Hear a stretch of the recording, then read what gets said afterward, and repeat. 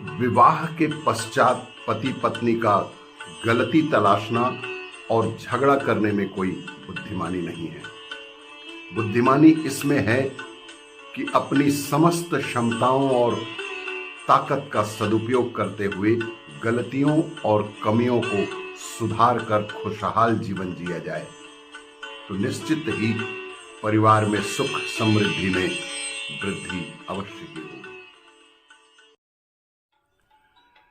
जीवन में परवाह करने वाला मित्र, दर्द समझने वाला पड़ोसी, दिल से इज्जत करने वाले रिश्तेदार और प्यार करने वाला परिवार, यही सब तो असली कमाई है मेरे दोस्त। बाकी सब धन दौलत, सोना चांदी, संपत्ति आदि तो झगड़े और कलह का कारण मात्र हैं। ओम शब्द अ, उ और म मात्रा से बना है। अ मात्रा रजोगुण अर्थात मनुष्य लोक, उ मात्रा सतोगुण अर्थात स्वर्गलोक, म मात्रा तमोगुण अर्थात नरकलोक। ऊर्ध्वं गच्छन्ति सत्वस्था मध्ये तिष्ठन्ति राजसाः, जघन्य गुण वृत्तिस्था अधो गच्छन्ति।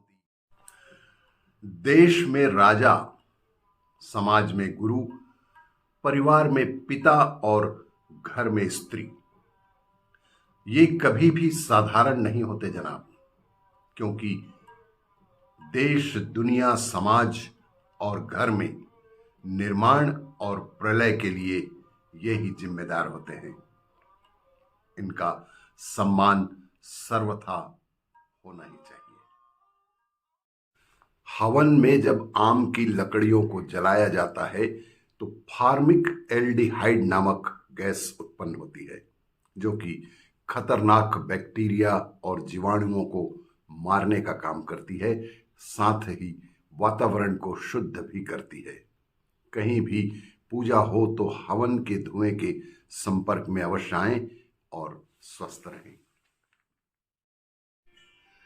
नैवेद्य और प्रसाद अर्थात ईश्वर को चढ़ाए जाने वाले पदार्थ को नैवेद्य कहा जाता है और उसे जब भक्तगण ग्रहण करते हैं तो उसे प्रसाद कहते हैं। जीवन में प्रतिदिन प्रसाद अवश्य ही ग्रहण करें और स्वस्थ रहें। अपूज्या यत्र पूज्यन्ते पूज्यानाम अवमानना त्रीणि तत्र प्रवर्तन्ते दुर्भिक्षम मरणम भव्यम। अर्थात जहां अपूज्य लोगों की पूजा होती है और पूज्यों का अपमान किया जाता है, वहां पे निश्चित रूप से अकाल की स्थिति, मरणासन्न की स्थिति और भय का वातावरण निर्मित होता है। हवन में जब आम की लकड़ियों को जलाया जाता है तो फार्मिक एल्डिहाइड नामक गैस उत्पन्न होती है, जो कि खतरनाक बैक्टीरिया और जीवाणुओं को मारने का काम करती है, साथ ही वातावरण को शुद्ध भी करती है। कहीं भी पूजा हो तो हवन के धुएं के संपर्क में अवश्य आएं और स्वस्थ रहें। अपरे बंधु वर्गे वा मित्रे वदेष्टरि वा सदा आत्मवत वर्तनम यत स्यात् सा दया परिकीर्तिता।